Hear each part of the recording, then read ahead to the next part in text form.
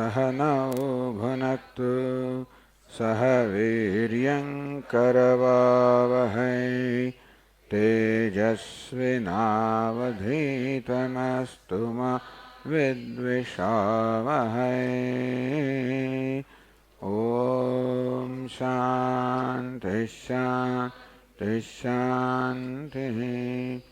ॐ पूर्णमदः पूर्णमिदं पूर्णात् पूर्णमुदच्यते पूर्णस्य पूर्णमादाय पूर्णमेवावशिष्यते। ॐ शान्ति शान्ति शान्तिः। श्रुतिस्मृतिपुराणानाम् आलयं करुणालयं नमामि भगवत्पादं शङ्करं लोकशङ्करं शङ्करं शङ्कराचार्यं केशवं बादरायणं सूत्रभाष्यकृतौ वन्दे भगवन्तौ पुनः पुनः। ईश्वरो गुरुरात्मेति मूर्तिभेदविभागिने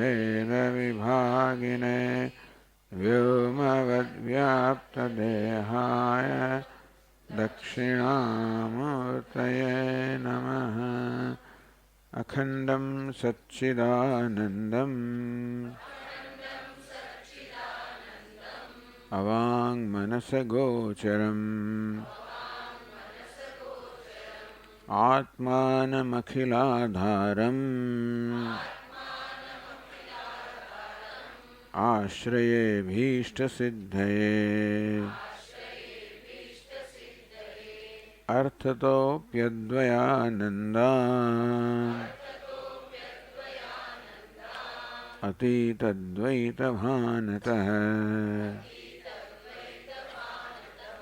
गुरूणाराध्यवेदान्त सारं वक्ष्ये यथामति।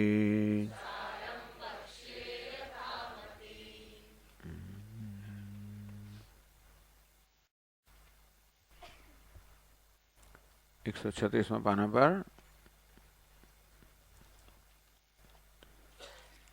तितिक्षा शीतोष्णादि द्वन्द्वसहिष्णुता निगृहीतस्य मनसः श्रवणादौ तदनुगुणविषये च समाधिः समाधानं गुरूपदिष्ट वेदान्तवाक्येषु विश्वासः श्रद्धा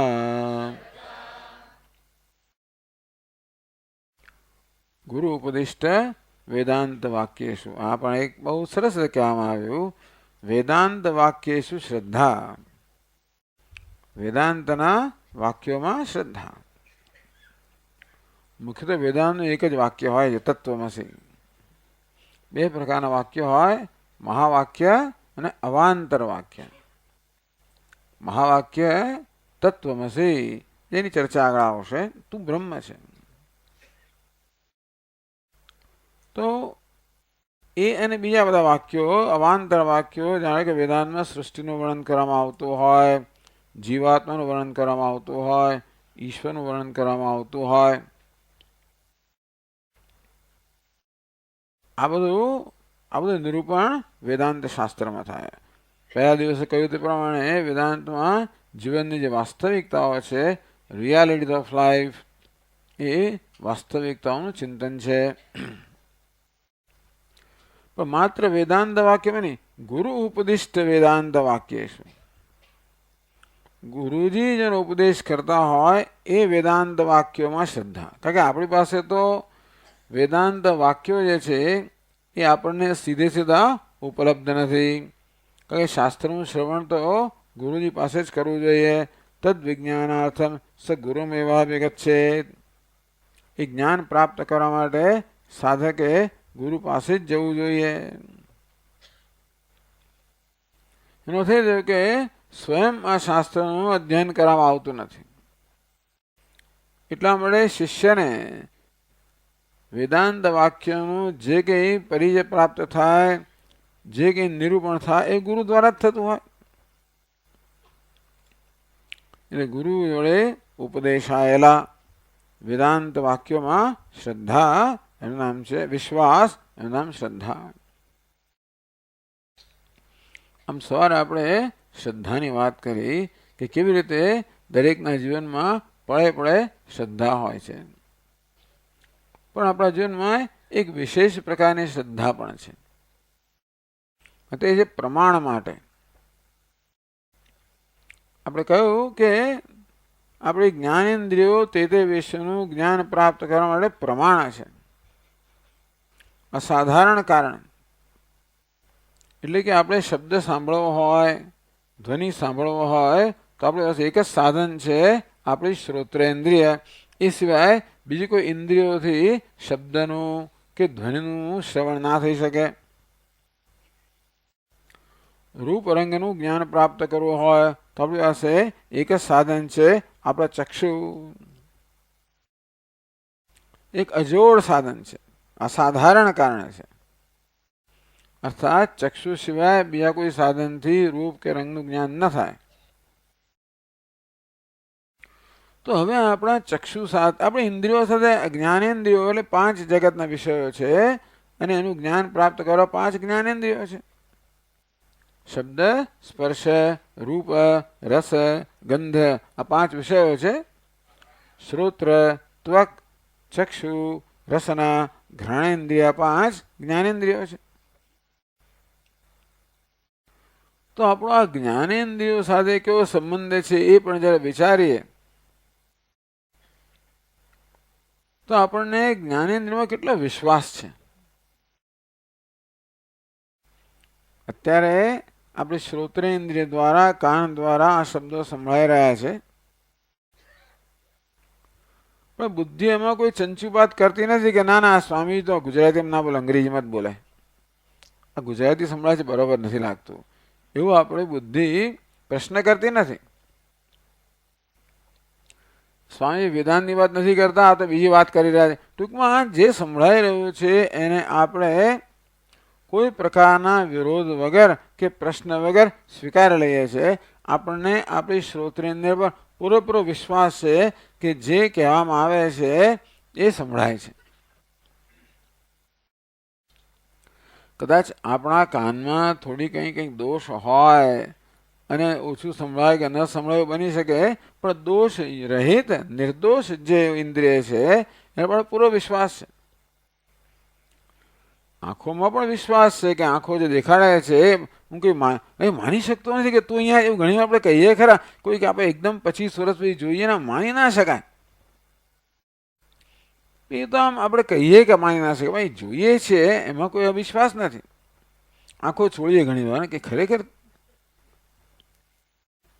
ક્યારેક એવું થઈ જાય, પણ આપણને આપણે જ્ઞાનેન્દ્રિયો પર સંપૂર્ણ વિશ્વાસ છે કે આ જ્ઞાનેન્દ્રિયો પોતાના વિષયનું જે જ્ઞાન આપણને પ્રદાન કરે છે એ જ્ઞાન કેવું છે? યથાર્થ જ્ઞાન છે, સાચું જ્ઞાન છે, વસ્તુ જેવી છે એ પ્રકારનું જ જ્ઞાન છે. આપણે ક્યારેય વિચાર કર્યો જ નથી આ વિષયનો, પણ આપણે વિચાર કરી તો જણાય કે આપણને કેવો વિશ્વાસ છે. નામ શ્રદ્ધા. તો જે પ્રકારનો વિશ્વાસ આપણે આ પ્રમાણ છે, આપણે ઇન્દ્રિયો કે શું કહેવાય? પ્રમાણ કહેવાય. પ્રમાકરણમ એટલે કે આપણે યથાર્થ જ્ઞાન જન્માવવાનું સાધનનું નામ પ્રમાણ. તો શબ્દના જ્ઞાન માટે શ્રોત્રેન્દ્રિય પ્રમાણ છે, રૂપ અંગના જ્ઞાન માટે ચક્ષુરેન્દ્રિય પ્રમાણ છે, સ્વાદના જ્ઞાન માટે કે અનુભવ માટે આપણી રસનેન્દ્રિય જીભ પ્રમાણ છે, ગંધના અનુભવ માટે, ગંધના જ્ઞાન માટે આપણી ઘ્રાણેન્દ્રિય પ્રમાણ છે, સ્પર્શના જ્ઞાન માટે આ ત્વગેન્દ્રિય પ્રમાણ છે. આમ ભગવાન આપણને 5 જ્ઞાનેન્દ્રિય આપી છે, પ્રમાણ આપ્યા છે. બસ તો આ જેવી રીતે ઇન્દ્રિયો પોતપોતાના વિષયનું જ્ઞાન પ્રાપ્ત કરવાને પ્રમાણ છે, તેવી રીતે આ વેદાંત શાસ્ત્ર છે એ આત્માનું જ્ઞાન પ્રાપ્ત કરવાનું પ્રમાણ છે. એટલે કે વેદાંત શાસ્ત્ર આત્મ તત્વ વિશે કહે છે એ બરોબર યથાર્થ છે, એ પ્રકારનો વિશ્વાસ. અને બીજો વિશ્વાસ એવો પણ ખરો કે ગુરુજી વેદાંતના વાક્યોનું જે રીતે નિરૂપણ કરે છે એ પણ યથાર્થ છે, એટલે ગુરુજી પર પણ વિશ્વાસ. આમ તો વેદાંત વાક્ય શું વિશ્વાસ કયો?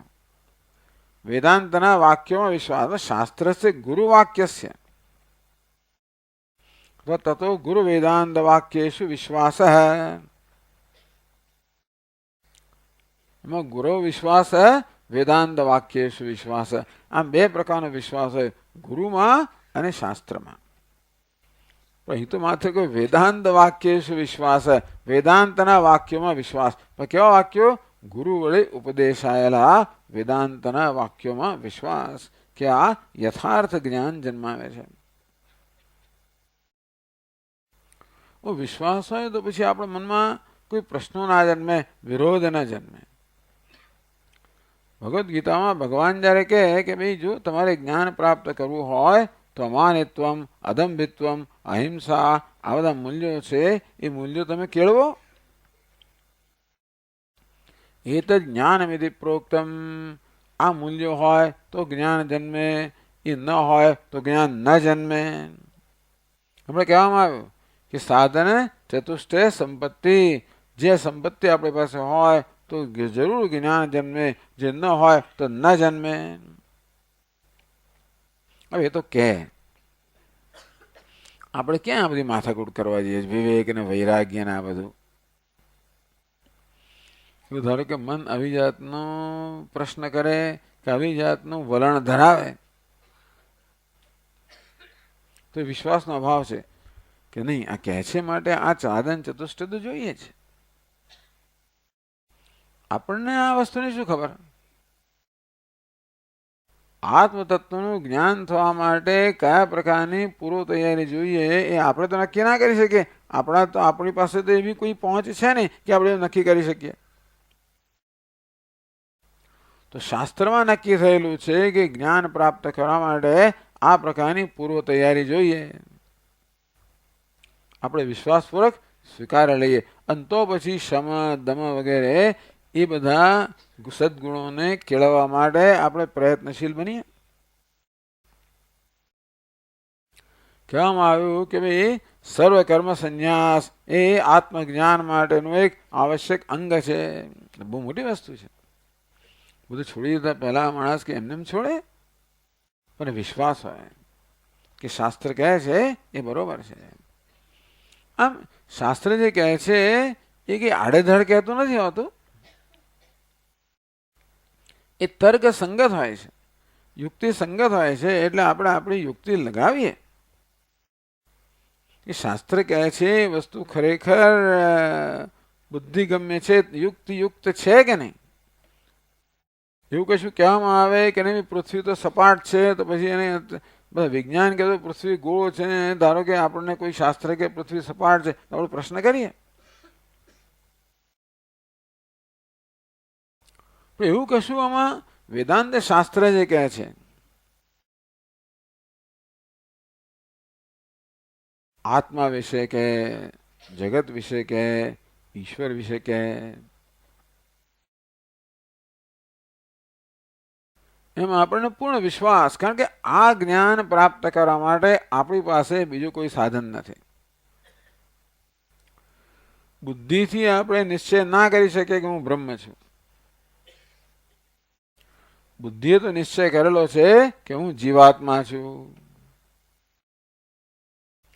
એટલે ક્યારેય પણ આપણી બુદ્ધિમાં આ જાતનો ખ્યાલ આવી જ ના શકે કે હું ધારું છું મારી જાતને એના કરતા જુદો હોઉં. એવી કલ્પના આવે કોઈને કે હું પૂર્ણ છું? એવી કલ્પના કોઈ ના આવે. આ જગત મારા કરતા જુદું છે એ પણ આપણો નિશ્ચય જ છે. ટૂંકમાં આપણા મનમાં આ બધા જે નિશ્ચયો જન્મેલા છે જીવ વિશે, જગત વિશે, ઈશ્વર વિશે, એને પડકારવાનું આપણા મનમાં સૂચતું નથી આવતું. આપણે બધું સ્વીકારીને આપણું જીવન ચાલતું હોય છે ને. તો શાસ્ત્ર તદ્દન જુદી વસ્તુ કહે છે. તો ઘણી વાર શાસ્ત્રમાં કે ગુરુ વડે એવું કંઈક કહેવાય જે આપણને સ્વીકારતા જરા ખૂંચે. ઘણા ગુરુઓ બહુ જોરદાર હોય છે, ધડાધડ શિષ્યોને આમ કાપતા હોય છે. અભિમાન પર ઘા, એવી જાતની એક પદ્ધતિ છે. આવું થાય ત્યારે આપણી લાગણી દુભાય. ગુરુ ઉપદિષ્ટ વેદાંત વાક્યેષુ વિશ્વાસ હૈ. કદાચ એવું કંઈ કહેવામાં આવે શાસ્ત્ર દ્વારા જે આપણા અત્યારના ખ્યાલ સાથે સંમત ના હોય, તો શ્રદ્ધા કોને કહેવાય? કે હું શાસ્ત્રનો અનાદર ના કરું. વેદાંત શાસ્ત્ર એમ નથી કહેતું કે તમને જે કહે એ તમે સ્વીકારી લો, એવું નથી કહેતું. જે કંઈ કહેવામાં આવે એને બુદ્ધિની કે તર્કની કસોટીએ ચડાવો અને પછી તમે એના વિશે તમને ખાતરી થાય તો જ તમે સ્વીકારો. કારણ કે એમને સ્વીકારેલી વસ્તુ ખાલી ગળી જ ગયા હોય તો એ પચે નહીં. ચાવી હોય તો જ પચે ને. તેમ ગાય પેલી એક તો ઘાસ ચરે ખરી, પછી એને વાગોળવું પડે ત્યારે જ પછી પચે. તેવી રીતે જે કે ઉપદેશ આપણને કરવામાં આવતો હોય એ આપણી બુદ્ધિની કસોટી ચડાવીએ અને પછી આપણે સ્વીકારીએ. પણ ઘણી વાર શું છે કે ઘણા લોકો પ્રવચન સાંભળવા જાય ને પછી આવીને કે આ સ્વામીજી બહુ સરસ જાણે છે.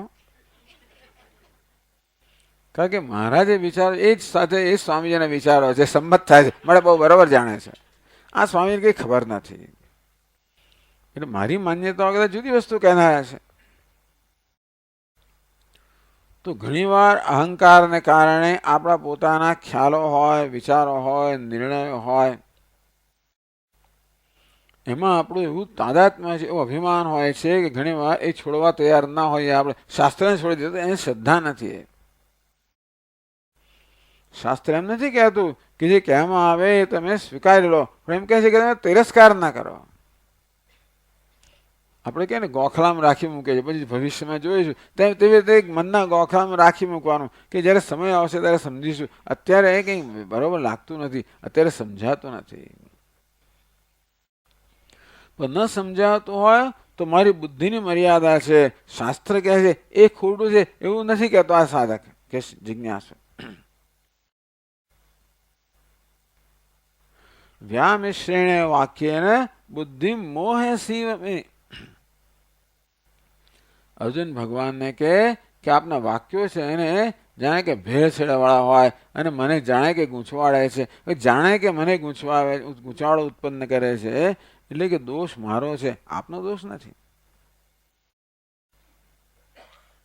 થોડો ઘણો આક્ષેપ અર્જુન થઈ ગયો, છતાં અર્જુન મોહસી ઇવ મેં, જાણે કે મને આપ મોહ પમાડી રહ્યા, આપના વાક્યો જાણે કે મને મોહ પમાડી રહ્યા છે, એટલે કે હું મોહ પામી રહ્યો છું. આપ તો એવું ના કહો. શ્રદ્ધા બતાવે છે. એ તો અર્જુન આગળ સાંભળે નહીં. અર્જુન કે સામાન્ય માણસ નથી, બહુ મોટો સિદ્ધિવાળો બહુ મહાપુરુષ છે. છતાં પણ ભગવાન પાસે કેવો આમ ડાયો ડમરો નમ્ર બનીને કેવું શ્રવણ કરે છે ને.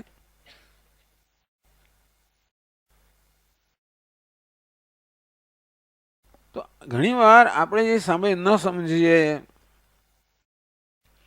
અથવા તરત આપણને ન પણ સ્વીકારે તો આપણે શાસ્ત્રનો તિરસ્કાર ન કરીએ, અનાદર ન કરીએ, પરંતુ એનો આદર કરીએ, એને સમજવાનો પ્રયત્ન કરીએ. એટલે ટૂંકમાં વેદાંતના શ્રવણમાં બુદ્ધિનો ઉપયોગ શું છે? બુદ્ધિનો ઉપયોગ શાસ્ત્રને પડકારવા માટે નથી, શાસ્ત્રને સમજવા માટે છે. ઘણા લોકો બધા પ્રશ્ન ચૈતન્ય એવા નામ આપે. પ્રશ્નો એટલે પણ ટૂંકમાં એક ગુરુજનના એ લોકો પ્રશ્ન ચૈતન્ય કહેતા હતા. પ્રશ્નો પૂછવાનો વાંધો નથી, જો કે પણ પડકારવાનો તો જરૂર વાંધો છે જ. એ લોકો પડકારતા હોય છે. શ્રદ્ધા, શ્રદ્ધાનો અર્થ એ પ્રકારનો વિશ્વાસ કે શાસ્ત્ર કહે છે એ બરોબર છે. કદાચ મારી સમજમાં ન આવતું હોય તો હું ભવિષ્યમાં સમજીશ. કદાચ અત્યારે હું ન સ્વીકારી શકતો હોઉં તો કંઈ વાંધો નહીં, પણ છતાં એનો તિરસ્કાર ન કરું. અને તો આપણે શાસ્ત્રને શંકાનો લાભ, બેનિફિટ ઓફ ડાઉટ, અને ગુજરાતીમાં કહ્યું શંકાનો લાભ, કે મારા પર શંકા કરો પણ શાસ્ત્ર પર શંકા ના કરો. આવી એક માનસિક, આવી જાતની એક વૃત્તિ, એટીટ્યુડ. શ્રદ્ધા બહુ જ મહત્વની છે. તો જે પ્રકારની શ્રદ્ધા આપણને આપણે જ્ઞાનેન્દ્રિયો માટે છે, આપણે કેવું કોઈ પ્રકારના પ્રશ્નો કર્યા વગર સ્વીકારી લઈએ કે આપણી આંખો કે આ કેસરી રૂમાલ છે કે કેસરી રંગ છે. રૂમાલ તો આંખ નથી કહેતી, પણ આંખ તો રંગ બતાડે છે અને આકાર પણ બતાવે. પછી આપણે નક્કી કરી કે આ રૂમાલ છે.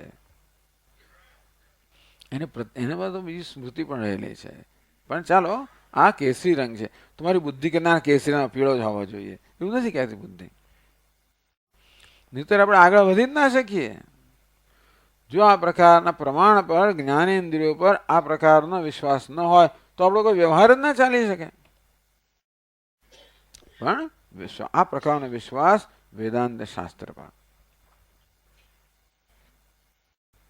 વિશ્વાસ શ્રદ્ધા, અને શ્રદ્ધા કહેવામાં આવી.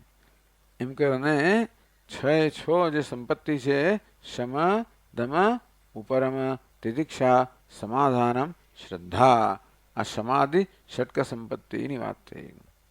મૂળ આપણે સાધન ચતુષ્ટય સંપત્તિ, 4 સંપત્તિમાં પછી 6 આવી ગઈ. સૌથી પહેલું કયું છે? વિવેક, પછી વૈરાગ્ય, પછી સમાધિ ષટક સંપત્તિ. આટલું તો યાદ રાખવું પડે, આટલું ગોખવું પડે, થોડું ગોખવું પડે. અને ચોથું મુમુક્ષુત્વમ. તો સમાધિ ષટક સંપત્તિ એક કહેવાય, પણ એમાં 6 નીકળી પાછી. આ 6 મળીને એક સંપત્તિ થઈ. ચોથું છે મુમુક્ષુત્વમ. તો હવે એ ચોથાની વાત, તો 3ની વાત થઈ ગઈ. ચોથાની વાત કરે છે ગ્રંથકાર. આગળ કહે છે મુમુક્ષુત્વમ મોક્ષેચ્છા.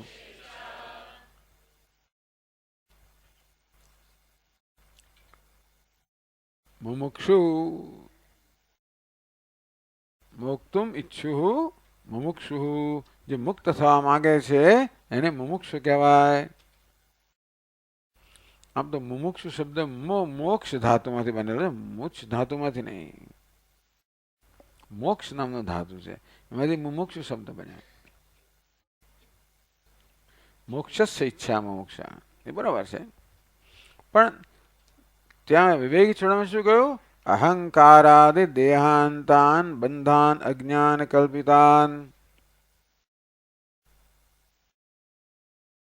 આત્મતત્વાનુબોધેન મોક્તુમિચ્છા મુમુક્ષુતા. મુક્તુમિચ્છા કહી, મુક્તુમિચ્છા મુમુક્ષુતા, મુક્ત થવાની ઈચ્છા. પણ મુક્ત થવાની ઈચ્છા તો બધાને હોય છે. જે જન્મે મુમુક્ષુ જ હોય છે. પ્રાણી માત્રને મુક્તિ પ્રિય છે. બધાને સ્વતંત્રતા પ્રિય છે, કોઈને પરતંત્રતા પ્રિય હોય નહીં. આપણે પરતંત્રતા બહુ ચાલે, પરવશતા બહુ ચાલે. આપણે જરા એવી સ્થિતિમાં આવી જઈએ કે બીજાની સેવા લેવી પડે અને બીજાનો આધાર લેવો પડે તો મને બહુ કઠે આપણને. એટલે ઘણા બધા વૃદ્ધ લોકો હોય પણ એવા અભિમાની હોય છે ને, એકલા જ રહે, કોઈની સાથે પોતાનું જાતે કરી લે, જાતે રાંધી લે, એવા પણ લોકો છે. નહીં, મારે સ્વતંત્ર રહેવાનું. ચાલો, આપણે એવું નથી કહેતા, પણ આ કહેવાનું સ્વતંત્રતા દરેકને પ્રિય છે. નાનું બાળકને પણ સ્વતંત્રતા પ્રિય છે. તમે એને લઈને પછી કે તમારી ગોદમાં લો, બરોબર છે, અડધી થોડી સેકન્ડ પછી આમ સળવળવા માંડશે, પછી એને પાછું જતા રહેવું છે.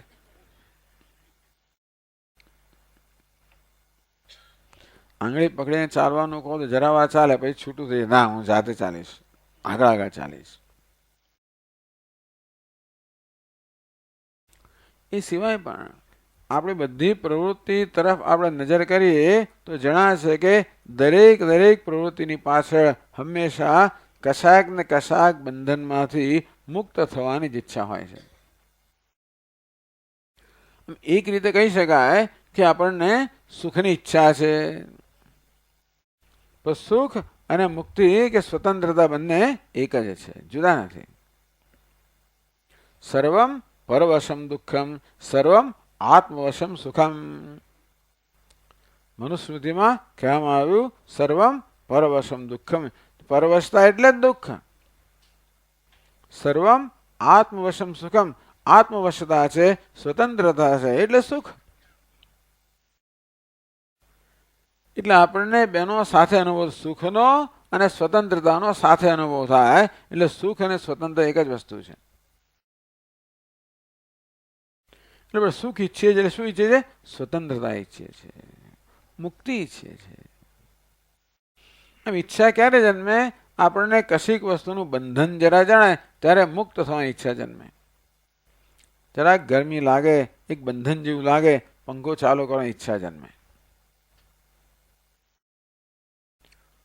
ભૂખ લાગે તરત એમાંથી મુક્ત થવાની ઈચ્છા જન્મે. અગવડ પડે મુક્ત થવાની ઈચ્છા જન્મે. કશી વસ્તુનો અભાવ હોય, દ્રવ્યનો કશાનો અભાવ હોય, મુક્ત થવાની ઈચ્છા જન્મે. એટલે આપણી બધી ઈચ્છાઓને આપણે સમજીએ તો જણાશે કે દરેક ઈચ્છાની પાછળ કશાક ને કશાક નાના મોટા બંધનમાંથી મુક્ત થવાની ઈચ્છા રહેલી છે. એટલે જે જન્મ્યો છે એ મુમુક્ષુ જન્મ્યો છે. એટલે પછી મોક્ષ ઈચ્છા તો બધાને હોય જ છે. એટલે વિવેક ચૂડામણે કહ્યું આત્મતત્વાનુબોધેન, આત્મતત્વના જ્ઞાન દ્વારા મુક્ત થવાની ઈચ્છા એટલે મુમુક્ષા. એટલે આપણે સ્વામી મહારાજ કે મુમુક્ષા છે એ જિજ્ઞાસામાં પરિણમવી જોઈએ. મુક્ત થવાની ઈચ્છા તો બધાને હોય છે, પણ આપણે વિવેક શેનાથી મુક્ત થવાય? બંધાન અજ્ઞાન કલ્પિતાન. જે કે બંધન છે એ બધા અજ્ઞાન કલ્પિત છે. અજ્ઞાનમાંથી જન્મેલા બંધનનો ખ્યાલ અજ્ઞાનમાંથી જન્મેલો છે. શાસ્ત્ર કહે છે કે સ્વતંત્રતા આપણો સ્વભાવ છે. આપણને સ્વતંત્રતા આટલી પ્રિય કેમ છે? કે આપણો સ્વભાવ છે. સ્વભાવ માટે સ્વાભાવિક પ્રેમ હોય જ છે. એટલે આવી જાતની ટ્યુબલાઇટ થવી અંદર બહુ મોટી વસ્તુ છે. શિષ્યસ્તેહમ સાધિમામ ત્વામ પ્રપન્નમ. અર્જુનમાં કેવું પરિવર્તન આવી ગયું.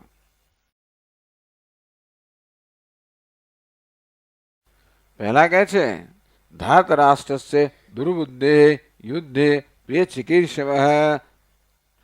આ દુર્યોધન દુષ્ટ બુદ્ધિ દુર્યોધનને મદદ કરવા આવેલા આ બધાનું જોઈ લેવા માંગુ છું. ભલે એવી ની ઈચ્છા હતી.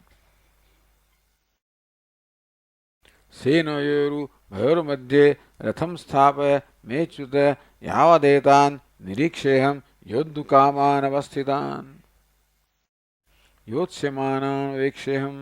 અહીંયા ઉભા ભેગા થયેલા બધા યુદ્ધ કરવાની ઈચ્છાથી ભેગા થયેલા જયારે જોવા માંગુ, જયારે જોઈ લઉં તો ખરો બધાને, જેથી હું યુદ્ધ બરાબર કરી શકું. ટૂંકમાં અર્જુનની શી ઈચ્છા હતી? યુદ્ધ કરવાની ઈચ્છા હતી. એટલે શંકરાચાર્ય મહારાજ કહે છે કે ભગવાન જયારે એમ કે તસ્માદ યુદ્ધસ્વ ભારત, હે ભારત તો યુદ્ધ કર, તો ભગવાન કે નવું કશું નથી કહેતા. પેલું જાતે જ યુદ્ધ કરો. ભગવાને કે કહ્યું નથી કે યુદ્ધ કરો તમે. એને જાતે જ યુદ્ધ કરવા આવે તો, અને જાતે જ કહે છે નહીં છે યુદ્ધ નહીં કરો. એને કશુંક થઈ ગયું અંદર, જેને કારણે યુદ્ધ કરવાની ઈચ્છા પર એમાં કંઈક અવરોધ આવી ગયો. શેનો અવરોધ છે? અજ્ઞાનનો અવરોધ છે, એક ભ્રમનો અવરોધ છે. ભગવાન શું કરે છે? અવરોધ દૂર કરે છે. વેદાંત શાસ્ત્ર શું કરે? અવરોધ દૂર કરે. પણ આત્મતત્વના જ્ઞાનથી મુક્ત થવાની ઈચ્છાને મુમુક્ષા વિવેક છોડવામાં આ પ્રકારે મુમુક્ષાની વ્યાખ્યા કરે. મુમુક્ષુતા કહો, મુમુક્ષા કહો, એટલે એ પ્રકારની એક પરિપક્વતા કે જીવનમાં મારી જરૂરિયાત છે જે જ્ઞાનની જરૂરિયાત છે. આ બંધન છે તો અજ્ઞાનની ઉપજે છે, અને તેથી આત્માના પોતા આત્મતત્વના જ્ઞાન દ્વારા જ મુક્ત થઈ શકું. હવે આવું ક્યારે જન્મે? મુક્ત થવું છે એ પ્રકારનો ખ્યાલ તો બધામાં હોય જ છે, પરંતુ આત્મજ્ઞાન દ્વારા મુક્ત થવું છે.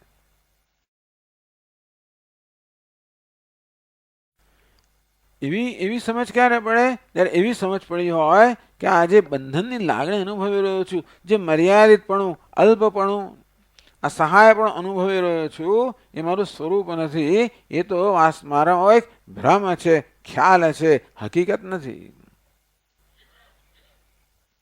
અંતેથી મારે મારું વાસ્તવિક સ્વરૂપ જાણવું જોઈએ. એટલે ટૂંકમાં બહુ જ પરિપક્વ સાધક છે. એટલા માટે મુમુક્ષુતાને છેલ્લી મૂકવામાં આવી. વિવેક હોય, વૈરાગ્ય હોય, સમાધિ ષટક સંપત્તિઓ, ત્યારે મુમુક્ષુત્વ જન્મે, ત્યારે જિજ્ઞાસા જન્મે. ભલે મુમુક્ષુતા કહેવામાં આવે પણ ખરેખર શું હોવું જોઈએ? જિજ્ઞાસા. એટલે પ્રમાદ એટલે જિજ્ઞાસુ. મોક્તુમિચ્છા મુમુક્ષુતા, જ્ઞાતુમિચ્છા જિજ્ઞાસા. અંતેથી આ મોક્ષ ઈચ્છા છે એ જિજ્ઞાસામાં પરિણમવી જોઈએ. તો જ વેદાંત શાસ્ત્રનો અર્થ છે ને. વેદાંત આપણે મુક્ત કેવી રીતે કરે? આપણે જ્ઞાન જ પ્રદાન કરે છે ને, જ્ઞાનનો ઉપદેશ કરે છે. એ દ્વારા મુક્ત કેવી રીતે થવાય? જ્ઞાન તો માત્ર અજ્ઞાન જ દૂર કરે, બીજું કશું ના કરે. પણ જો જ્ઞાન દ્વારા મુક્તિ મળતી હોય, એનો અર્થ એ થયો કે આ બંધન છે અજ્ઞાનની ઉપજ છે. તરતી શોકમ આત્મવિત, આત્મજ્ઞાની શોકને તરી જાય છે. આમ ઈચ્છા એક અગત્યની વસ્તુ એ છે કે આ ચોથું જે સાધન છે એ ઈચ્છાના રૂપમાં છે. હવે આપણે જયારે વિચાર કરીએ તો જણાય કે આપણે ઈચ્છા કરી જ ના શકીએ. આપણે ન ઈચ્છી શકીએ કે મારો અમુક પ્રકારની ઈચ્છા જન્મે. તમે જોજો, જો આપણા મનમાં બીજી ક્ષણે કયો વિચાર જન્મે છે એ પણ આપણે કહી શકીએ છીએ? નથી કહી શકતા. આપણા મનમાં કઈ ઈચ્છા જન્મે છે એનો નિર્ણય આપણે નથી કરતા, ઈચ્છા જાતે જન્મતી હોય છે. તો ઈચ્છામાં કોઈ કરતો એને પછી એને સાધન કેવી રીતે કહેવાય? જો વિવેક તો કરવાનો છે એટલે બુદ્ધિમાં માટે એને સાધન કહેવાય. એ કંઈક કરવાની વસ્તુ છે.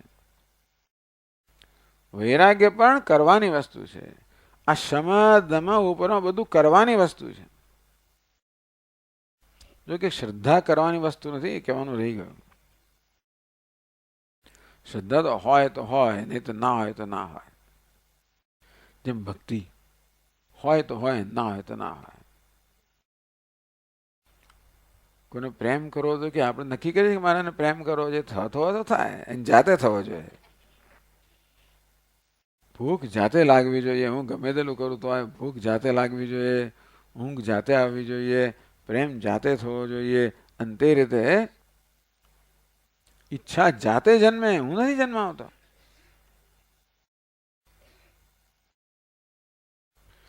પણ અહીંયા આગળ ઈચ્છાને ચોથું સાધન કહેવામાં આવ્યું. એ બહુ એકદમ વિશ્વાસપૂર્વક કહે છે કે આગળના 3 સાધનો જો કેળવ્યા હોય તો આ ઈચ્છા આપોઆપ જન્મશે. એટલે કે તમે સમાધિ, ત્રીજું સાધન કેવું? સમાધિ ષટક સંપત્તિ. તમારા વિવેકની, વૈરાગ્યની સમાધિ ષટક સંપત્તિ પરિપક્વ ક્યારે થયા કહેવાય? જ્યારે મનની અંદર આ જિજ્ઞાસા, જ્ઞાન માટેની તીવ્ર ઈચ્છા જન્મે. એટલે ગીતા ભગવાન કહે છે તો ખરા જ, સત્વાત સંજાયતે જ્ઞાનમ. આપણું મન સાત્વિક બને એટલે એમાં જ્ઞાનની ઈચ્છા જન્મે. પણ ગમે તે જ્ઞાનની ઈચ્છા નહીં. કો નામ બંધ કથમેશ આગત કથમ પ્રતિષ્ઠાસ્ય કથમ વિમોક્ષ,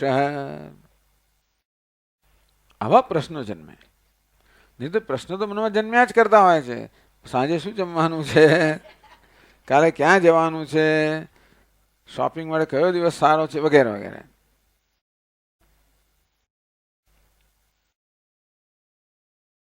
વિવેકી ચૂડામણીમાં કહે છે કે આ જિજ્ઞાસુ આવીને આવા પ્રશ્ન કરે છે. કો નામ બંધ, ભાઈ બંધન શું વસ્તુ છે? હું બંધન અનુભવી રહ્યો છું, પણ એ બંધન શું છે? કથમેશ આગત, બંધન આવ્યું કેવી રીતે, અને આવ્યું તો કેમ ટકી જાય છે, જતું કેમ નથી જાતે, બધું મુક્ત કેમ થવું? એટલે એવો પ્રકારનું મન જેમાં આ પ્રકારના પ્રશ્નો જન્મે. કેનેશિતમ પ્રેષિતમ મનઃ પતતિ પ્રેષિતમ મનઃ, કોની આજ્ઞા વડે કોની સન્નિધિમાં આ મન પોતાના વિષયમાં જાય છે? કેન પ્રાણ પ્રથમ પ્રયુક્ત, કોની આજ્ઞાથી કોની સન્નિધિમાં આ પ્રાણ પણ પોતાનું કાર્ય કરે છે, આ વાણી બોલે છે, આંખો જુએ છે, કાન સાંભળે છે, આ બધું કોને કારણે થાય છે? આવો પ્રશ્ન ક્યાં જન્મે? કોઈ વિશેષ પ્રકારના સંસ્કારનો ઉદ્ભવ થાય એવું કહે શંકરાચાર્ય મહારાજે. કેનોપનિષદમાં ભાષ્યમાં કહે છે કે કેનોપનિષદ પ્રશ્નથી શરૂ થાય છે. આવો પ્રશ્ન કેમ જન્મ્યો? કોઈ સંસ્કાર વિશેષનો ઉદ્ભવ થવો જોઈએ. શતજન્મ કોટિ સુકૃતૈ પુણ્યૈ વિના મુક્તિ ન લભ્યતે. કેટલા બધા કરોડો જન્મના કેટલા બધા પુણ્યો હોય ત્યારે આ પ્રકારની માનસિક સ્થિતિ પ્રાપ્ત થાય. તો પૂર્વના ના હોય તો ઘેર ગયા, અત્યારે તો આપણે કરી શકીએ. ટૂંકમાં ભલે પહેલા ના હોય તો અત્યારે તો પુણ્ય કરી શકાય.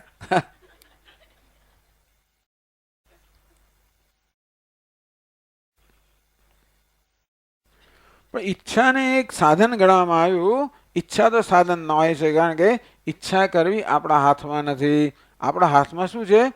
ઈચ્છા જન્મે એ પ્રકારની મનસ્થિતિ ઉત્પન્ન કરવી. ભૂખ લગાડવી આપણા હાથમાં નથી, પણ જરા દોડાદોડ કરીએ, ચાલીએ, આમ તેમ કુદાકુદ કરીએ અને એવી સ્થિતિ ઉત્પન્ન કરે કે ભૂખ જન્મે. પ્રેમ જન્મ આપણા હાથમાં, પછી કંઈક ભેટ લઈ આવે, પેલું કરીએ, ફલાણું કરીએ, એવું બધું કરીએ, પછી અંદરથી કંઈક જન્મે. અમુક વસ્તુઓ જન્મવી જોઈએ. આપણે કરી શકતા આપણે એમાં, એટલે કે પુરુષ તંત્ર નથી આ બધી વસ્તુઓ, એટલે આપણી સ્વતંત્રતા નથી. તેમ ઈચ્છામાં પણ આપણી સ્વતંત્રતા નથી. આપણી સ્વતંત્રતા શેમાં છે? એવા પ્રકારની મનની સ્થિતિનું નિર્માણ કરવું જેમાં આપોઆપ જ આ પ્રકારની ઈચ્છા જન્મે. એ કેવી સ્થિતિ છે?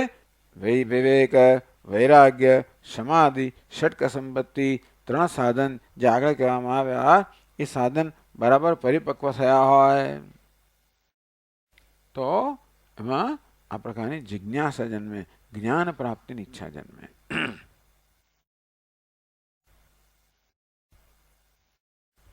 આ છે મુમુક્ષુત્વમ.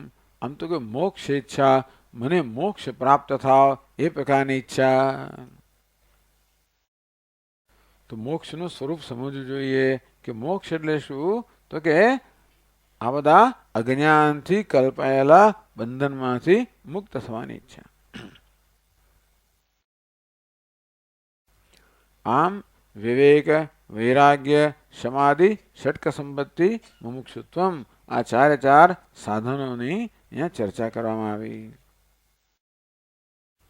આ બધું શેને અંતર્ગત છે? અધિકારી. ખરેખર ચર્ચા શેની છે? તો કે અનુબંધ ચતુષ્ટયની ચર્ચા છે. એક વાર તો ગ્રંથકારે કહ્યું કે ભાઈ આ વેદાંતનું પ્રકરણ છે, મળે વેદાંતના અનુબંધ ચતુષ્ટયો એ આના હોય એટલે એને કંઈ જુદા કહેવાની જરૂર પડે. પછી કહેવાનું શરૂ કર્યું તો વ્યવસ્થિત કહેવાનું શરૂ કર્યું. પહેલાં કહે છે કે ભાઈ એને કંઈ કહેવાની બહુ જરૂર નથી, પછી કે ના ના, આપણે પૂછ્યું કે ભાઈ વેદાંતના અનુબંધિત શું છે, એ જ અમને તો ખબર નથી. તો કે એટલે આ છે. પછી એમણે જે વિસ્તારથી કહેવા માંડ્યું, એમાં પહેલો અનુબંધ કયો અધિકારી. હજી પણ એની એ કહે છે, એવં ભૂત પ્રમાતા અધિકારે શાંતોદાંત ઇત્યાદિ શ્રુતે.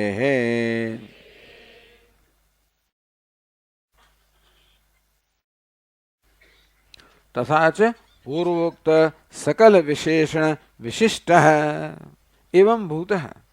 આ પ્રકારનો એટલે કેવો, આગળ જે 4 સાધનો કહેવામાં આવે એ સાધન પર્યાપ્ત માત્રામાં ધરાવતો હોય. હવે દુનિયામાં કોઈ પાક્યો નથી ને હશે કે અમે પ્રશ્ન ટૂંકમાં, આ તો બહુ મારા આદર્શની વાત છે. એટલું કહી શકાય કે આપણા દરેકમાં આ બધા સાધનો એક અથવા નાની ઓછી મોટી માત્રામાં હોય છે ખરા. આપણે આ બધાથી પરિચિત છીએ, આપણે વિવેકથી પરિચિત છીએ. સારા નરસાનો વિવેક કરવો, પથ્યા પથ્યનો વિવેક કરવો, ધર્મ અધર્મનો વિવેક કરવો, શું હિત કરનારું છે શું હિત કરનારું નથી, આમ વિવેક કરવો એ તો બુદ્ધિનો ધર્મ છે. આ પ્રકારે આવી ભેટ આપણને આપવામાં આવેલી છે.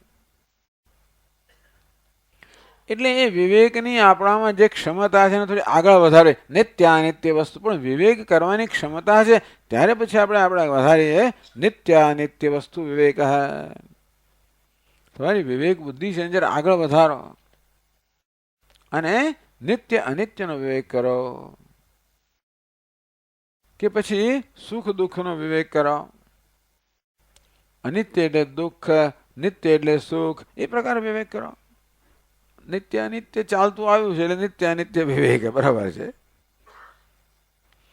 પેશ કેમ કહેવામાં આવ્યું એ આગળ કહ્યું આપણે કે જેણે બધો શાસ્ત્રનો અભ્યાસ કરેલો છે, જે બધા વેદનો સામાન્ય પરિચય ધરાવે છે, એટલે વેદના વાક્યો જેના મનમાં સ્ફુરે છે કે હા ત્યાં હું કહ્યું છે ત્યાં હું કહ્યું છે, એ બધી વિવેક જન્મે, એવું એનો હેતુ છે.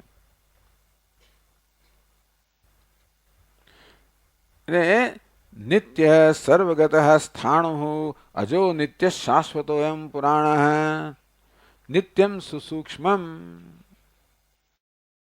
આ પ્રકારે જુએ છે કે વેદમાં નિત્ય શબ્દ આવે છે અને અનિત્ય પણ આવે છે. તથા અન્યત આર્તમ અથવા અલ્પમ. નિત્ય કરતા જુદું છે, અલ્પ છે, આર્ત છે, વિનાશી છે, આ બધા શબ્દો. એટલે એ પરથી નિત્ય અનિત્યનો વિવેક. એટલે આ બધા તો વૈરાગ્ય નું પણ વર્ણન આવતું હોય. યદ હરેવ વિરજેત તદ હરેવ પ્રવ્રજેત, આવું વાક્ય વાંચ્યું હોય, સાંભળ્યું હોય, સ્ફુરે મનમાં. યદ હરેવ વિરજેત તદ હરેવ પ્રવ્રજેત. જે દિવસે વૈરાગી જન્મે એ જ દિવસે ચાલી નીકળો, છોડી દો.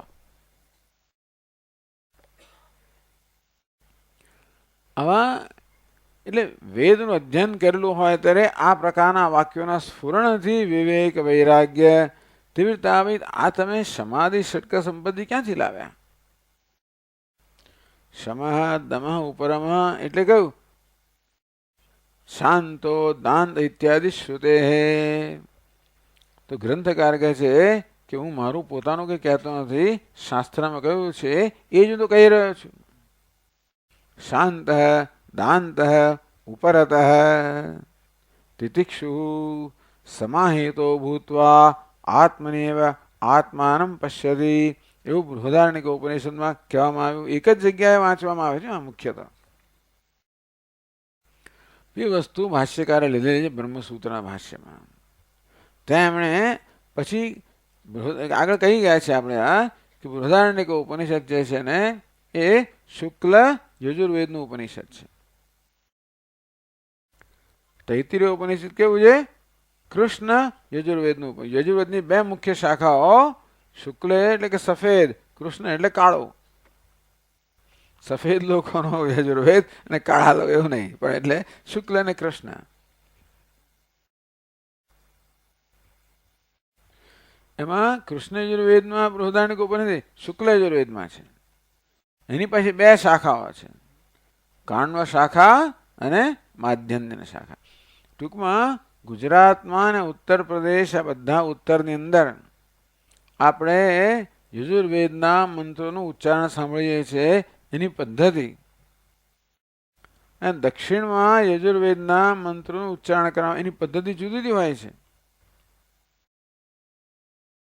સહસ્ર શીર્ષા પુરુષા અમે અહીંયા જુદી રીતે બધું ગાવામાં આવતું હોય. આ કઈ પદ્ધતિ છે? શુક્લ યજુર્વેદની. દક્ષિણમાં કૃષ્ણ યજુર્વેદ પ્રચલિત છે. આપણા મંદિરની અંદર જે આ બધો પાઠ થાય છે બધો કૃષ્ણ યજુર્વેદ પ્રમાણે છે. પણ ઋષિકેશના જ બીજા જ પંડિતોને બોલાવીએ અને આવા જ મંત્રો બોલે, એ પણ ધારો કે રુદ્રમ અને નમકમ બોલે તો એમની પદ્ધતિ જુદા પ્રકારની હોય. એ પુરુષ સૂક્ત બોલે ની પદ્ધતિ જુદા પ્રકારની હોય. ખોટી નથી, જુદા પ્રકારની છે. એક જણ કહેતા આ તો ખોટું, ખોટું નથી ભાઈ, આપણા કદાચ જુદું છે એટલે ખોટું છે કઈ રીતે. આ રામચરિત માનસ કશું નથી, હિન્દીમાં છે ને, એટલે સંસ્કૃતમાં એ જ કે સાચું હોય ઓછું છે. એટલે આ જુદી પદ્ધતિ છે. આવા શુક્લ યજુર્વેદમાં પણ બે શાખાઓ છે, માધ્યમની શાખા અને કાણવ શાખા. એ પાછું ગુજરાત ઉત્તરની અંદર માધ્યમની શાખા છે પ્રચલિત છે, દક્ષિણમાં કાણવ શાખા પ્રચલિત છે. શંકરાચાર્ય મહારાજ ક્યાંથી આવેલા? દક્ષિણમાંથી આવેલા. એટલે કઈ શાખા એમને કઈ એ પરિચય? કાણવ શાખા છે. એટલે બૃહદારણ્યક ઉપનિષદ બંને શાખામાં આવે, માધ્યમમાં પણ આવે અને કાણમાં પણ આવે. પણ શંકરાચાર્ય મહારાજે કોના પર ભાષ્ય લખ્યું? કાણવ શાખા, કે ત્યાં પ્રચલિત છે ને. તો વિશ્વાસી ઉપનિષદ પણ આવા બે પાઠ છે. એ પણ શુક્લ યજુર્વેદનું ઉપનિષદ છે. એમાં પણ માધ્યમ શાખા, કાણવ શાખા. એટલે ટૂંકમાં આપણે જે ઈશાવાસ્યનો અભ્યાસ કરીએ છીએ એ કાણવ શાખા. આપણે તો પેલા આપણે તો આપણા મહારાજનું જ અનુસરણ કરીએ ને. શંકરાચાર્યનું અનુસરણ આપણે કરીએ, આપણો ગુરુનું, એટલે બધું આપણું દક્ષિણનું જ છે. આપણો તો બધી પદ્ધતિ આપણે કેવી છે? દક્ષિણના જેવી છે. હવે ધૂનો બધી પણ કેવી છે? દક્ષિણના જેવી છે. શ્લોકોની ઉચ્ચારણ પદ્ધતિ પણ કેવી છે? દક્ષિણના જેવી. વેદની ઉચ્ચારણ પદ્ધતિ પણ દક્ષિણના જેવી. કારણ ગુરુજી પણ દક્ષિણમાંથી આવે. અને કઈ શંકરાચાર્ય કઈ પીઠ સાથે આપણે સંકળાય? દક્ષિણની, શૃંગેરીની, ઉત્તરની નહીં. ચાલો, એટલે આ બે શાખામાં, એટલે બૃહદારણ્યક ઉપનિષદ આ બંને શાખામાં પ્રાપ્ત થાય છે, માધ્યમદિન અને કાણવ. એમાં આ બંનેમાં આ વાક્ય મળે છે, પણ થોડા ફેરફાર સહિત મળે છે. કાણવ શાખામાં એમ કહ્યું શાંત. શાંત એટલે શમ ધરાવનાર, દાંત દમ ધરાવનાર, ઉપરત ઉપરતી ધરાવનાર, તિતિક્ષુ તિતિક્ષા ધરાવનાર, સમાહિત એટલે સમાધાન ધરાવનાર. માધ્યમની શાખામાં ત્યાં શું કહ્યું? શ્રદ્ધાવિત્તો એટલે શાંતો, દાંત ઉપરત તિતિક્ષુ શ્રદ્ધાવિત્તો ભૂતવા. ત્યાં શ્રદ્ધાની, અહીંયા સમાધાનની વાત કરવામાં આવી, એ જગ્યાએ ત્યાં શ્રદ્ધાની વાત કરવા. એ દરેક જગ્યાએ પાંચ પાંચ વસ્તુ જ કહી છે. આપણે તો છ કઈ સમાધિ ષટક સંપત્તિ. છ ક્યાંથી આવ્યું? તો બેને ભેગા કર્યા આપણે. એમાં પાંચ તો સરખા જ છે, એક જુદું છે. ના, ચાર સરખા છે, એક એક જુદું છે. એટલે એમ કરીને છ થયા. ગુણોપસંહાર ન્યાયના, આવો એક ન્યાય છે કે ગુણોપસંહાર, એકના એક જ વિષય પર એકથી વધારે જગ્યાએ કહેવામાં આવતું હોય તો બધેથી ભેગું કરવું અને સંચય કરવો. એટલે અહીંયા આ વાક્ય જે છે શાંતો દાંત ઇત્યાદિ શ્રુતે, ટૂંકમાં શ્રુતિમાં જે કહેવામાં આવ્યું એના પરથી અમે આ સમાધિ ષડક સંપત્તિ કહી. કારણ કે આ વેદાંત સાર છે ને. વેદાંતનું વ્યાખ્યા કર્યું ઉપનિષદ. વેદાંત નામ ઉપનિષદ. વેદાંત કોણ? ઉપનિષદને મુખ્ય અર્થમાં વેદાંત કહેવાય. ગૌણ અર્થમાં બ્રહ્મસૂત્રને, ભગવદ્ ગીતાને, ભાષ્યને, બીજા ઘણા ગ્રંથોને વેદાંત કહેવાય. મુખ્ય અર્થમાં ઉપનિષદ એટલે વેદાંત. આ વેદાંત સાર છે, એટલે ઉપનિષદનો બીજા ગ્રંથોનો પણ સાર ખરો. એમણે પોતે જ કહ્યું વેદાંત એટલે ઉપનિષદ, પછી શારીરિક સૂત્ર, બ્રહ્મસૂત્ર, આદિ એટલે ભગવદ્ ગીતા, ઘણા બધા ગ્રંથો. પણ છતાંય પણ કારણ કે ઉપનિષદને મુખ્ય વેદાંત કહેવા માટે જ્યાં પણ સંભવ હોય ત્યાં આ ગ્રંથકાર ઉપનિષદને ટાંકતા હોય છે. એટલે કે શાંતો દાંત ઇત્યાદિ શ્રુતે હે. અહીં તો ટીકા કરે છે કે ભગવદ્ ગીતામાં અને બીજામાં પણ આ બધું પ્રાપ્ત થાય છે. તો ગીતામાં શમઃ શબ્દ આવે છે, યોગારૂઢસ્ય તસ્યૈવ શમઃ કારણમુચ્યતે. આરુરુક્ષો મુનેર્યોગમ કર્મ કારણમુચ્યતે, યોગારૂઢસ્ય તસ્યૈવ શમઃ કારણમુચ્યતે. તો યોગ પર આરૂઢ થવા માંગે છે એને માટે કર્મ સાધન છે, યોગ પર આરૂઢ થઈ ગયો એના માટે શમ. ત્યાં શમનો અર્થ સંન્યાસ કરવામાં આવે, પણ શમ એટલે કે માનસિક શાંતિ ત્યારે જ હોય જ્યારે કોઈ જાતની કચકચ એટલે કે કર્તવ્ય કર્મ ના હોય. એમ કરીને શમ અને સંન્યાસને સરખાવે ત્યાં આગળ. શમ એટલે શાંતિ. અશાંતસ્ય કુતઃ સુખમ. ક્યાં કહે છે ભગવાન, કયા અધ્યાયમાં? બીજા અધ્યાયમાં.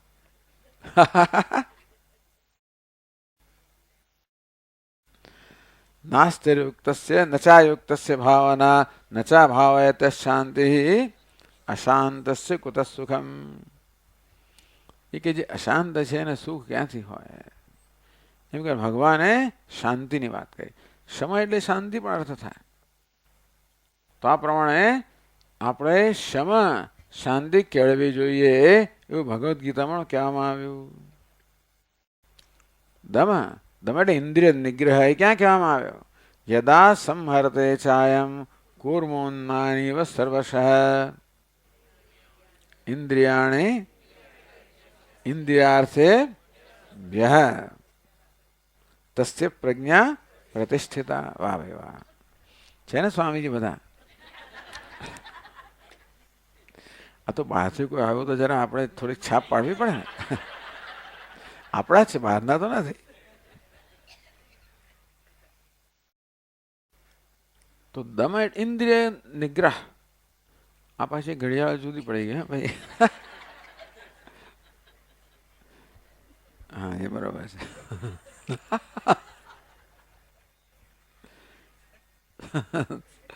હું તો અહીં જ જોજો કરું છું. આ સામે છે તો પણ એ કેવી છે ને ટેવ માણસને કેવી છે.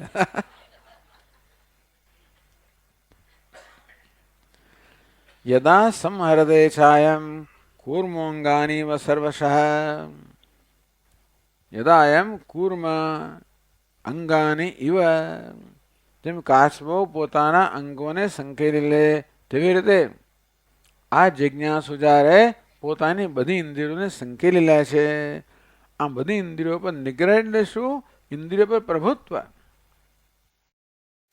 એટલે ઇન્દ્રિયોને પોતાનું કાર્ય નહીં કરવા દેવું નહીં, પણ આપણી ઈચ્છા પ્રમાણે કરે. હું કહું તે બોલે, હું કહું ત્યાં જાય, હું કહું તે પ્રકારની ચેષ્ટા કરે, હું કહું ત્યારે પાછી અંદર આવી જાય, હું કહું ત્યારે બહાર જાય, હું કહું ત્યારે અંદર આવી જાય. કોની જેમ? ઇન્દ્રિયાણી ઇન્દ્રિયાર્થેભ્યઃ. ઇન્દ્રિયના વિષયોમાંથી ઇન્દ્રિયો એ પ્રકારે જે સંકેલી શકે છે એ તસ્ય પ્રજ્ઞા પ્રતિષ્ઠિતા. ઉપરથી ક્યાં આવ્યું? ઉપરથીનો અર્થ શું કર્યો? સંન્યાસ.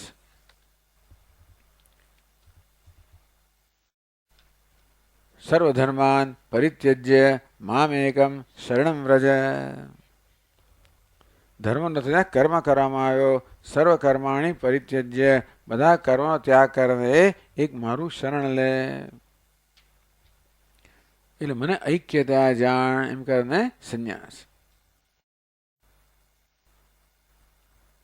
તિતિક્ષા માત્રા સ્પર્શાસ્તુ કૌંતેય શીતોષ્ણ સુખ દુઃખદાઃ આગમા પાયનઃ અનિત્યાઃ તામ તિતિક્ષસ્વ ભારત. આપણે જેની ગઈકાલે વાત કરી એ ભારત તું સહન કરી લે. કારણ કે તું જગત સાથે વ્યવહાર કરીશ એટલે કશો ને કશો અનુભવ થવાનો જે છે, ઠંડીનો, ગરમીનો વગેરે વગેરે જવા દે. ઠંડી હોય તો ગરમ કરવાનો પ્રયત્ન ના કરીશ, ગરમી હોય તો ઠંડા કરવાનો પ્રયત્ન ના કરીશ, બધું અનુકૂળ થવાનો કરવાનો પ્રયત્ન ના કરીશ. જે છે એને આવે અને જવા દે, સહન કરીને. સમાધાન. સમાધા વચલા બુદ્ધિ તદા યોગમ અવાપ્સ્યસી. શ્રુતિ વિપ્રતિપન્ના તે યદા સ્થાસ્યતે નિશ્ચલા સમાધા વચલા બુદ્ધિ. સમાધૌ, સમાધિની વાત કરવામાં આવી, સમાધાનની ગીતાની અંદર. અથવા મયી એવ મન આધત્સ્વ મયી બુદ્ધિમ નિવેશ. તારું મન અને બુદ્ધિ બંને મારામાં સ્થાપિત કર. સમાધાન. શ્રદ્ધા. શ્રદ્ધાવાન લભતે જ્ઞાનમ તત્પરઃ સંયતેન્દ્રિય. ભગવાન કે શ્રદ્ધાવાન લભતે જ્ઞાનમ, તેનામાં શ્રદ્ધા એટલે સાત્વિક શ્રદ્ધા છે, એને જરૂર જ્ઞાન પ્રાપ્ત થાય છે. તો એકલી શ્રદ્ધાથી ના આવડે. હા, તત્પરઃ, તત્પરતા જોઈએ. તત્પરતા એટલે આપણે એમાં બરોબર એને વરેલા હોવા જોઈએ, એને સમર્પિત હોવા જોઈએ. એટલું પૂરતું નથી. સંયતેન્દ્રિય, ઇન્દ્રિય પર કાબુ હોવો જોઈએ, જેથી આપણી શક્તિઓનો બીજે ક્યાં પણ વ્યય ન થાય, બધી શક્તિઓનો સંચય થાય, બધી શક્તિઓ એક જ માર્ગ પર, એક માર્ગ પર જ એનો ઉપયોગ થતો હોય. એવી વ્યક્તિને શ્રદ્ધાથી જ્ઞાન થાય. અજ્ઞશ્ચ અશ્રદ્ધાનશ્ચ સંશયાત્મા વિનશ્યતિ. અજ્ઞાની છે, શ્રદ્ધા રહિત છે, સંશય ધરાવનારો છે, એનો વિનાશ થાય છે. એમ કહીને શ્રદ્ધાની મહત્તા બતાવી. પછી મુમુક્ષુત્વ ક્યાં આવ્યો? ગીતામાં. તતઃ પદમ તત્પરિમાર્ગતવ્યમ યસ્મિન ગતાઃ ન નિવર્તન્તિ ભૂયઃ. ભલે એમાં મોક્ષ શબ્દનો પ્રયોગ નથી, પણ એ જ અર્થ થયો. યસ્મિન ગતાઃ ન નિવર્તન્તિ ભૂયઃ. જે પ્રાપ્ત કરીને મનુષ્યો સંસારમાં પાછા ફરતા નથી. તદ્ધામ પરમમ મમ. એટલે તમેવ ચાદ્યમ પુરુષમ પ્રપદ્યે, એની હું એનું શરણ ગ્રહણ કરું છું. આમ કરીને શ્રુતિમાં તો કહ્યું, આ સ્મૃતિમાં પણ કહેવામાં આવ્યું. મુમુક્ષુર્વૈ શરણમહમ પ્રપદ્યે. એ તો શ્રુતિમાં કહેવામાં આવ્યું, હું મુમુક્ષુ છે, મુમુક્ષુ ભગવાનનું શરણ ગ્રહણ કરું છું. ઓમ. ઓમ પૂર્ણમદઃ પૂર્ણમિદં પૂર્ણાત પૂર્ણમુદચ્યતે પૂર્ણસ્ય પૂર્ણમાદાય પૂર્ણમેવાવશિષ્યતે.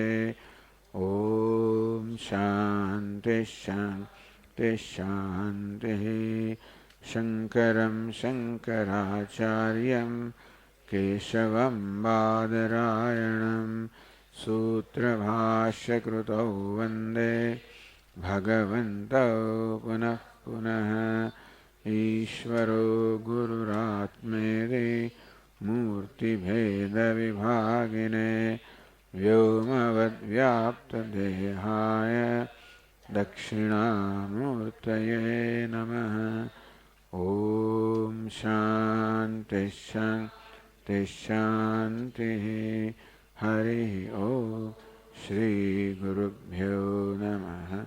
હરિ ઓમ.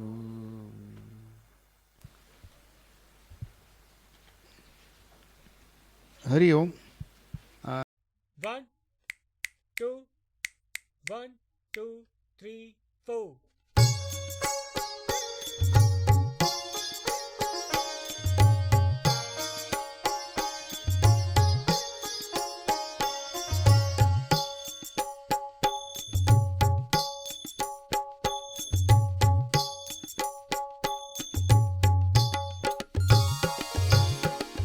વંદન શ્રી દેવા ગણેશા. વંદન શ્રી દેવા ગણેશા. વંદન શ્રી દેવા ગણેશા. વંદન શ્રી દેવા ગણેશા. વિઘ્ન હરેશા પરમ પરેશા. વિઘ્ન હરેશા પરમ પરેશા.